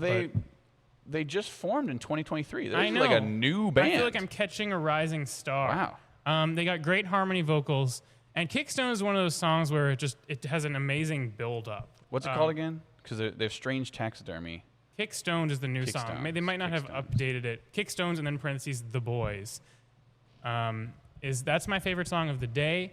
Their song Pinup Boys is also really good. Another single that came out recently. So that's my favorite song of the day. And thank you for asking. What about you, Daniel Courtwright? Today, I've kind of been on a Grateful Dead kick a little bit. Oh, okay. Like a little Touch of Grey, you know? Casey Jones. I don't know. I've been in a weird psychedelic rock kind of kick. Like nothing wrong with that. My number one song from Spotify this past year was Wish You Were Here by Pink Floyd. Oh. Good song. Love that song. That might be my favorite song right now, actually. That's a good call. There are some modern bands that are doing a good job bringing back a sort of psychedelia sound as well. That's fun. I have a hard time. I do this with TV shows too, where I have a hard time getting into new stuff because I'm so comfortable with my old stuff. Totally get it. I'm like people are like, you have to watch Game of Thrones. I'm like, no, it's too long and I don't want to get into it. And then I'll just watch Family Guy for the 8th time in a row. I think we all crave the familiarity to some extent, but there's new untold joys that can be discovered from finding new bands to listen to. I know. I did listen to Bad Hats. And you enjoyed them, right? I did. They were good. Great band. Saw them in Detroit Kansas City. basketball. Shout out. Saw them in Kansas City last year. Also, shout out to Ripe. Ripe. Yes, our common enthusiasm for Ripe. You're the only person I know who knows who Ripe is, other than my discovered buddy them Brian. In college, my friend sent me Flipside, the Audio Tree Live version, back in 2017. That was before they even had much stuff released besides that initial EP that you like. Yeah. But have you listened to the new album? I did. About half of it. It's fine. It's not bad. You might have missed your calling as one of those people who follows the Grateful Dead from place to place. No, I know, right? Yeah. The guys who they spray paint the skull on the side of like an old school bus. That could have been you in another age, and Could've been. Kansas Nation as we know it We'll would see. not have existed. I don't know if I can hang out with that crowd. I'm not cool enough. I don't know. You know, I like the Probably music. not. The music's fun. Ben says, if Kansas City got an NBA team, what would you name it? Well, the problem is the previous Kansas City, they were like the Kings were in Kansas. See, the Kings, And the that already- Monarchs, and the yeah. Royals. So they're all like royalty. I think they'd right? have to go in a new. What about the you Czars? could- the Sultans? Yeah, the What Sultans. are some other titles that aren't? Presidents? I don't know. Yeah. Prime I ministers? don't know. What are some other things we associate with Kansas City? Fountains, Yeah. barbecue. See, these are not a very threatening mascots. No. I guess there's a world. Well, the problem is the Monarchs. I mean, a Packer isn't a threatening mascot. No, you're right. It's not. Neither I mean, is neither is Paul Brown. Yeah, right, exactly. I mean, it doesn't have to be threatening. Unless you're an opposing team having Right. to deal with his Or a schematic. pacer. What's a pacer? Oh god. Or a Kansas, Celtic? Kansas City. Just an Irish the guy? Kansas City Grill Masters. Yeah. Oh, there it is. That's good. That ain't bad. Can't see burn ends. That's a good one. See, these sound like minor league baseball teams, like the T-Bones that aren't even called the T-Bones that's anymore. true. Yeah, they're the Monarchs now. I do love. I'm a sucker for a good minor league baseball team name. Like the Montgomery Biscuits is good. Yeah. Rocket City Trash Pandas. Can I tell you something really, really quickly that I'm over? Please. I'm over the intentionally suggestive minor league team promotions where they do something that's like engagement bait to make Yeah. people be like, they didn't know what they were doing. Yeah, right. That's fair. I'm Which over it's that. all I'm- it's all marketing. Like I that's know. they're just trying to drum up. I'm over it. Yeah, the Portland Pickles does it a lot. But I'm talking about the teams that are like, we're rebranding as the, like, did you see the one that was the white sauce? No. Okay, Oh, just- no, I didn't. Yeah. Okay. Well, yeah. Then yeah, it's not Yeah. great. All right. Well, anyway. All right. Well, hey, that was a KU mailbag for today, Henry. I appreciate your time as always, man. Go back, and I will see you tonight in Topeka at Lee Arena. Lovely. Looking forward to it. Sounds good. Appreciate your time as always. Hey, after this, got some post-game press conferences. Talked to Billy Preston, Mario Chalmers, and Frank Mason after JHX Hoops, lost to Purple Rain 80-61. That's coming up after this. Rock Chalk Sports, ESPN Kansas City, and KansasNation.com. Welcome back into Rock Chalk Sports here on ESPN Kansas City and KansasNation.com. Big shout out to Henry Greenstein for helping me out with KU Mailbag, also breaking down some TBT stuff. That's the big thing going on right now, the basketball tournament. JHX Hoops takes on Purple Rain tonight in Topeka. You can listen to play-by-play coverage on KansasNation.com as well as ESPN Kansas City 1510 AM 94.5 FM in Kansas City. Pat Strothman, Wyatt Wheeler going to be on the call out there at Lee Arena. Should be a ton of fun, but JHX Hoops, they wound up losing yesterday, 80-61 to Purple Rain. Michael Beasley was really good in this game. Got a chance to talk to some of the guys afterwards. Let's go ahead and hear from Billy Preston. He had 15 points, really was honestly the best player for JHX Hoops yesterday. So let's hear what Billy Preston had to say after the game. Billy Preston, 15 points tonight, man. Just how did that feel, getting back out there and wearing some crimson and blue? Oh, it felt good. I've been playing with them for the last 2 years, TBT, so it's just good to see everybody come back and play. I felt good out there. I had a rhythm, just playing in Big 3 too, so just coming in here with a flow, I kind of felt comfortable to, make plays and try to score the ball a little bit. Michael Beasley, things are getting a little chippy. He's kind of in your ear. I saw him, you guys were guarding each other for the majority of the game. Just how was that going up against a guy like that? Oh, it was good. I done matched up with him before, and like I said, Big 3, my first week of Big 3, I matched up with him. So I kind of already had a gist of, how he played. We didn't scout it. I didn't study him before even Big 3. So, it's always competitive with me and him now. We're going to go at each other, and it's fun. Yeah, when we was talking, it's all like love and basketball, bro. It ain't nothing crazy. Yeah, absolutely. What are some adjustments that you guys need to make tomorrow in Topeka? Probably just be a little more physical, come out early. Physicality early in the game would probably be the biggest thing, and fewer turnovers. I feel like we turn the ball over when they put pressure on us, and we just didn't know how to handle it at a certain point. So we was giving them the ball, and they got to getting fast break points off of that. So, I mean, like that, I feel like physicality early in the game and fewer turnovers, I feel like we win that game. What did Sherron say to you kind of after the game, and what was the message to the team? Just keep our heads up. It's not over. So, just because we lost today, don't keep your head up. Don't put your head down. It's not over. We still got possibly 2 more games. So we're going to try to get a win tomorrow and, try to get one after that on Friday. That was Billy Preston after JHX Hoops goes down 80-61. Billy Preston winds up going 6 for 15 from the field, 2 for 6 from the three-point line. Had 7 rebounds. I mean, pretty good game by Billy Preston. Had 4 turnovers, though, and I mean, Henry talked about it a little bit. Whenever he put the ball on the ground, I think he had 3 turnovers off of just dribbling essentially off his foot. But, you got to get better for this upcoming game in Topeka. But again, 15 points for him. He was the leading scorer for JHX Hoops. Hey, also got the chance to catch up with Frank Mason after the game as well. Really was supposed to be the leader of this squad, but, he kind of talked about it, just got to be better, and it all kind of starts with him. So let's hear my conversation with Frank Mason after the game. I'm here with Frank Mason post-game after an 80-61 loss against Purple Rain. Frank, I mean, what did you see out there? Obviously, Purple Rain's pretty good athletic guys, but, just walk us through that game. They started off pretty hot. We started off stagnant, no ball movement. Starting with me, not to make any excuses, but I haven't trained with a ball like that all summer. It's kind of hard to dribble. It's a lot of air in the ball, but just trying to make that adjustment and be ready for tomorrow. Stepped out on the court, so no excuses. But starting with me, I definitely have to be better, and I will be better tomorrow. Yeah. And what are some of those adjustments, I guess, that the team can make, I guess, in terms of getting some of the big guys more involved? Yeah, like you said, a lot of guys had some mismatches. The guards, starting with me, we didn't really, take advantage to that. So we just go look at the film and see where we can make those corrections and, try to take advantage of that tomorrow. But again, against a guy like Michael Beasley, you didn't match up with him in college, but, he's kind of got a reputation, a little bit chippy out there, kind of a trash talker. What's the message to the other guys to not let him get in their heads?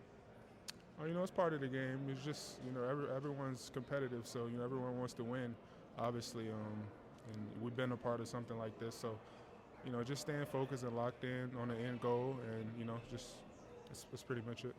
How does it feel like to wear the crimson and blue once again? It felt great, just to connect with some of the guys, the former alumni, and, just to be on the court, compete with them.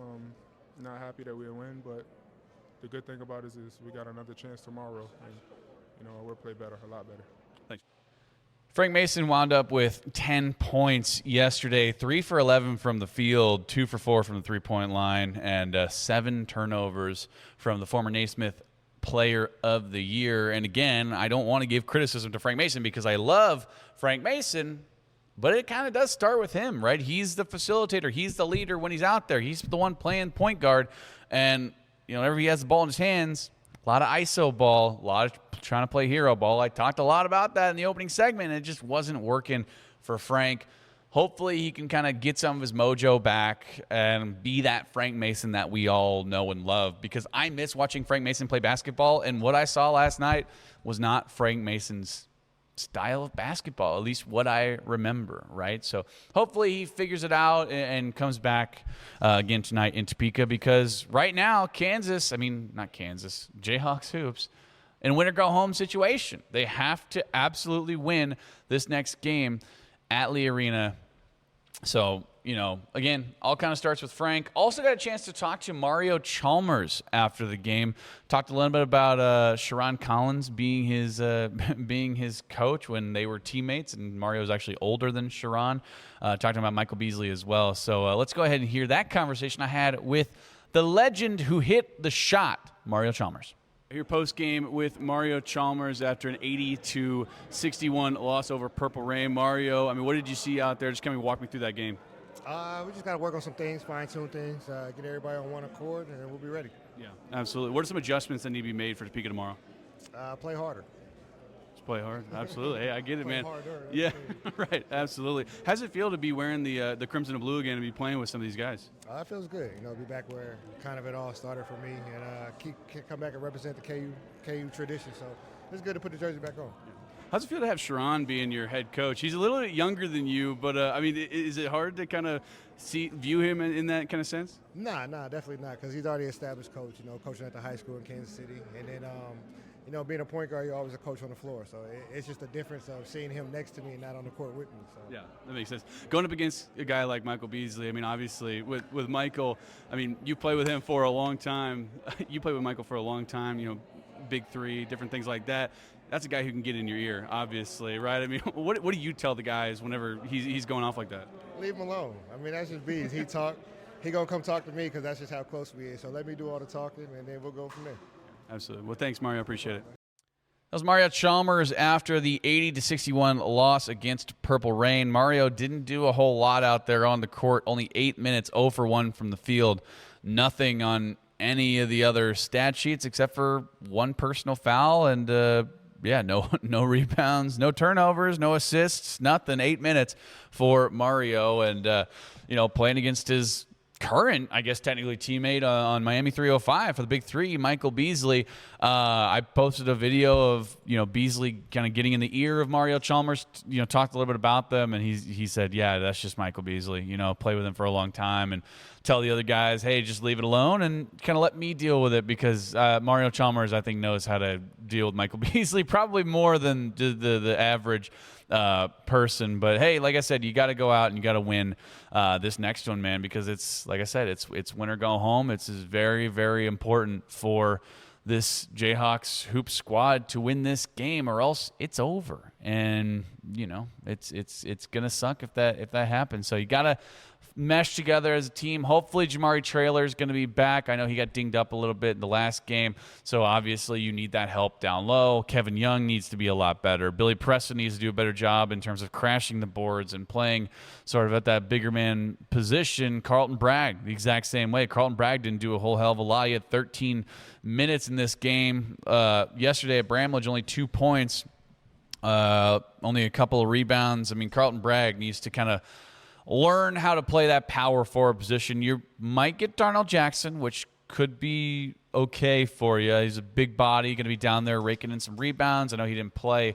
last night, so maybe he'll play tonight. But we'll certainly see in regards to some of the big men. Andrew Orr, I think, needs to get a little bit more going on his end as well. I know he's a really good player, and if Andrew Orr can get going, at least down low, grab some of those rebounds, I think that's going to be absolutely massive for him. Hey, after this, going to be breaking down the Chiefs' next opponent, the Las Vegas Raiders, Henry Greenstein's favorite team. So that's coming up after this. But first, I got to tell you about Heinen Outdoor Power Equipment. They're outdoor enthusiasts. They're excited to help you experience the fun and adventure that quality lawn and garden and outdoor power equipment can bring into your life. They're an outdoor power equipment dealership serving Lawrence, also Valley Falls, offering the best in new and pre-owned Ferris Hustler and Country Clipper lawnmowers, Mahindra tractors and implements, Arctic Cat ATVs and UTVs, steel handhelds, and Billy Goat specialty turf products. Their friendly and knowledgeable sales, financing, service, and parts department are ready to offer outstanding service every step of the way. From assisting you while you're deciding what equipment best suits your needs to ongoing maintenance and customization, they're ready to serve you at Heinen Outdoor Power Equipment. They value the opportunity to build a long-term relationship with their customers and do that by making sure that they exceed your expectations. Check them out at HeinenOPE.com. That's HeinenOPE.com to learn more if you're in the market for any of those things that I had mentioned. Hey, breaking down the Las Vegas Raiders after this on Rock Chalk Sports, ESPN Kansas City and KansasNation.com. Welcome back. Wrapping things up here at the Kansas Nation studios for Rock Chalk Sports, ESPN Kansas City and KansasNation.com. I'm going to be talking about the Chiefs. Also a little Jennifer McFalls news as she was extended. So I'll talk a little bit about that. But first, I got to tell you about Ameritrust Credit Union. You know the feeling. The fieldhouse gets loud. The chants start low. And the Jayhawks bring the energy. That's Lawrence. Ameritrust Credit Union thinks your money deserves that same feeling. A team in your corner that's pulling for you, win or lose, season after season. Financial well-being isn't just something that they offer, it's why they exist. First car, first home, first business, whatever's next in your money story, they're right around the corner at 6th and Wakarusa in West Lawrence. Real people making real decisions locally. Ameritrust Credit Union, the official financial well-being partner of Kansas Athletics. You can stop by their branch or you can visit ameritrust.org. Federally insured by the NCUA.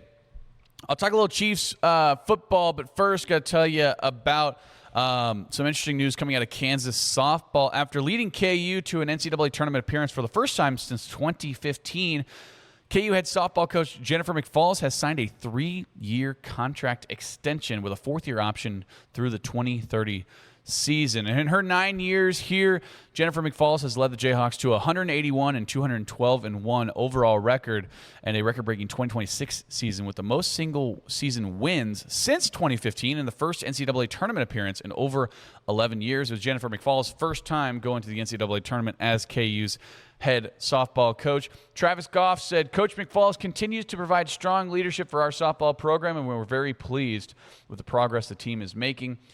Making the NCAA tournament last season was an important step forward and reflected the culture that Jen and her staff have instilled. With a talented core of young players returning and momentum from recent success, the future is very bright. We're proud of how far this program has come and excited to see its continued growth. Jennifer McFalls was quoted saying, I'm grateful for the opportunity to continue to lead this program. We have made significant strides over the last couple of years, and I'm hoping to continue the momentum that we've built and to be competitive in the Big 12 and throughout the postseason. I am very thankful for Travis Goff and Nicole Corcoran and their belief in my leadership and the ability of our staff to represent Kansas athletics and positively impact the student athletes. Really cool stuff by her, obviously. I mean, incredible job getting the talent into this Kansas softball program. I mean, you look at Ella Boyer, unanimous Big 12 Freshman of the Year, 3rd Jayhawk to ever earn the honor, in the first one since Daniela Chavez back in 2015. 2 All-Big 12 first-team honorees in Ella Boyer and Anna Souls. That's the first time the KU's had multiple players since, again, 2015. Jayhawks also had Presley Limbaugh on All-Big 12 second team, Ella Boyer, Blake Lee Barber, and Lila Partridge on the all-freshman team, Haley Kripe and Presley Limbaugh on the all-defensive team for the Big 12. She's coached 11 All-Big 12 selections, 8 NFCA All-Region players, and 2 All-Americans in her time here at Kansas. So congratulations to Coach Jennifer McFalls. Also KU, I mean, you look what they did last year. I mean, kind of a breakout season for them. Made it to the NCAA tournament, like I said. Set a single-season record in Big 12 conference wins with 14, 97 doubles, 81 home runs, and 371 runs scored. Also 353 RBIs. So really impressive stuff for Jennifer McFalls, and certainly well-deserved. All right, let's talk a little bit of Raiders, as that's the Week 4 team that this Kansas City Chiefs team is going to be playing. It's going to be out at Allegiant Stadium in Las Vegas. The Raiders are going to be bad once again. Now, they don't have Geno Smith anymore, so they have a new, they have a new quarterback. They also have a new head coach, Clint Kubiak. By the way, shout out to Clint Kubiak, former wide receivers coach, I believe, at the University of Kansas. Gary Kubiak's son also did, great stuff as his time as an offensive coordinator. So that'll be interesting to see how he kind of takes his team forward. But again, a little bit of an overhaul in terms of the staff, also in the quarterback room. They did bring in Kirk Cousins. They're paying him a lot of money. They also drafted Fernando Mendoza number 1 overall. If you look at the depth chart right now, Kirk Cousins is the number 1 starter just because of the fact probably he has more experience. And I don't know what they're seeing in a Kirk Cousins. Maybe he's the guy. Who knows? But also, fall camp hasn't started. You're going to probably assume it's going to be Fernando Mendoza just because of the fact that, hey, he's the number 1 guy. Now, do you want him to learn under Kirk Cousins? Potentially. But Kirk Cousins has also said that, hey, it's not my job to teach these young guys, right? He said that about Michael Penix Jr. So, I don't know. We'll certainly see kind of where that shakes out. I think Kirk O'Chain still has a little bit of juice left in the tank. He had a great game for the Falcons last year. Or was that last year or 2 years ago? Whatever that was. But again, I think Fernando Mendoza is probably going to wind up being the starter at least by the end of the season. Will he be the starter in Week 4? Who knows, right? But they are bringing back Ashton Jeanty, who obviously who Ashton Jeanty is. 975 yards last year, 266 carries. He had 5 touchdowns last year. So, bringing him back is going to be absolutely massive. Their offensive line isn't great, but still with Ashton Genty and his run style and his play style, obviously a really nice player as well. Also had 346 yards through the air, also 5 touchdowns through the air as well. So really nice in the pass game. They're bringing back Trey Tucker, who was actually their leading receiver from last year. And if you're wondering who the hell Trey Tucker is, I kind of am too. But he had 696 yards through the air last year, 5 touchdowns, 57 receptions on 92 targets. But a nice little player. They also have a really good tight end room as well. I think not a lot of people talk about that. Brock Bowers and Michael Mayer, both of those guys are rock stars. Brock Bowers, obviously, we know who he is. Michael Mayer, they drafted him the year before Brock Bowers in the first round as well. So 2 really nice tight ends. Brock Bowers had 680 yards last year on 64 receptions. Actually led the team in receptions last year. 7 touchdowns through the air for Brock Bowers, and he's primed for another big year. As long as that hairline continues to go, he's going to continue to become a better player. Lost Jacoby Myers, so they don't have him anymore. But again, they do have Michael Mayer coming back in that tight end room. 328 yards last year, 35 receptions, did have a touchdown. Also, Jack Beck. He's actually projected to be one of their number 1 guys this upcoming year. And then they got in Jalen Naylor from Minnesota. If you look what he did last year, 53 targets, had 444 yards, 4 touchdowns last year, also had a couple of rushes. So he's going to be that number one or number 2 guy, right? It's going to be Trey Tucker, Jack Beck, and then probably Jalen Naylor. And Jack Beck, again, 29 receptions, 224 yards last year. Didn't have any touchdowns, but should be a really nice piece for this Raiders team. And again, you have actually competent quarterbacks to get these guys the ball, which makes me a little bit nervous. But their defense isn't going to be great. If you look at it, they have Thomas Booker the 4th on the left defensive end side, and then Jonah Lalu on the right defensive end side. Adam Butler is their nose tackle. They are bringing back Max Crosby. As we know, Max Crosby signed with the Ravens, and then all of a sudden they said, well, they're not being truthful about the extent of his injury or whatever, so then he didn't sign with the Ravens, and then he's back with the Raiders and saying, oh, I actually love the Raiders. I never wanted to leave. It was a whole weird thing. He was traded. Oh, yeah, he was traded. That's right. Traded to the Ravens, but then the Ravens were like, no, we don't want him because you guys aren't being truthful. That's right, dude. What a crazy story. Man, that's actually insane. But, yeah, Max Crosby's going to be back. Who knows how well he's going to do. They did get Nakobe Dean from the Eagles, who I think is going to be a really, really good player as well. But their defense wasn't great last year. I mean, they were bottom of the league in quite a few things. But Max Crosby, as of last year, I mean, again, he's really going to be their number 1 guy. Last year, 73 total tackles, 45 solo tackles. He did have 10 sacks last year. But again, he is going to be relatively injured and dinged up, so who exactly knows how this is going to shake out. Now, the Raiders, they do play Miami week 1 at home. Then they play at the Chargers, at New Orleans. So they have a little 2-game road stretch. Chargers should be tough for the Raiders.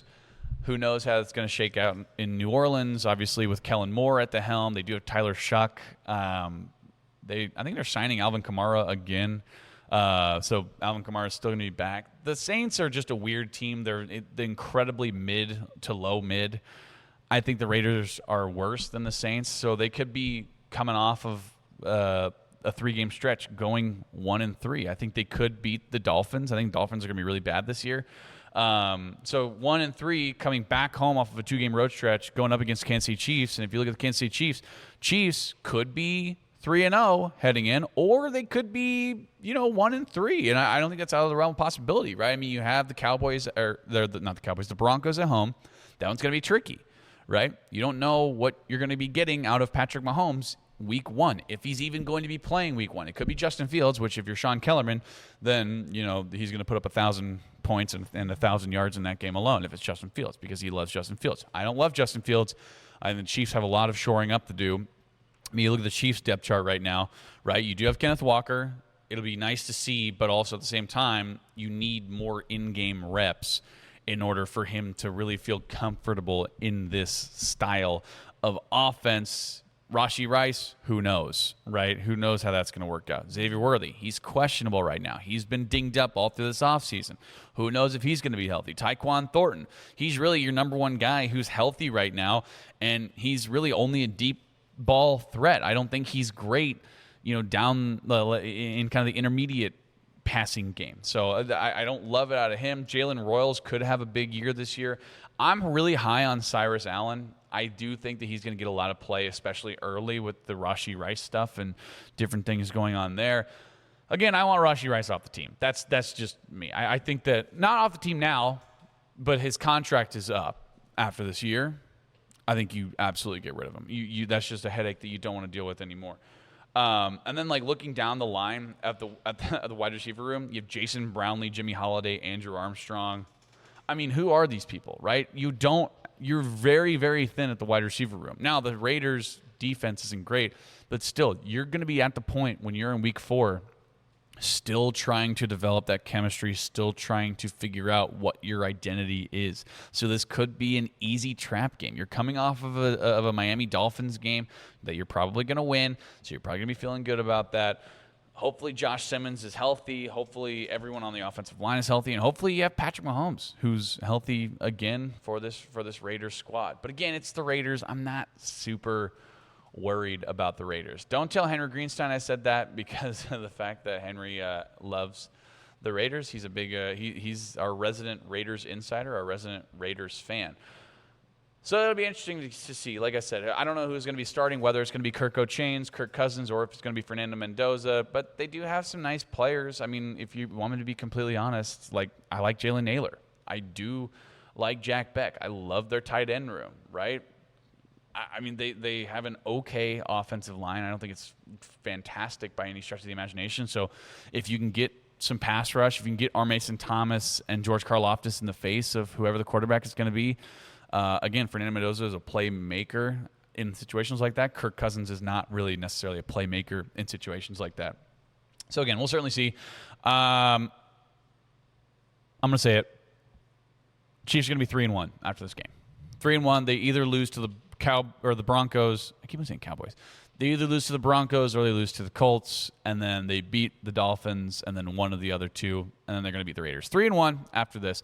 Hey, that's going to do it here. I'm going to wrap things up here on Rock Chalk Sports. Big shout out to Tyler Brewer and Elijah Schmidt running the operations. A big shout out to Henry Greenstein for helping me out on today's show. Be sure to stay tuned to KansasNation.com tonight. There's going to be play-by-play coverage of JHX Hoops taking on Purple Rain at Lee Arena in Topeka. I'm going to be giving you a whole bunch of coverage tonight as well. So be sure to stay locked in for that. For Tyler Brewer, Elijah Schmidt, I've been Daniel Courtwright saying thanks so much for listening to Rock Chalk Sports, ESPN Kansas City and KansasNation.com.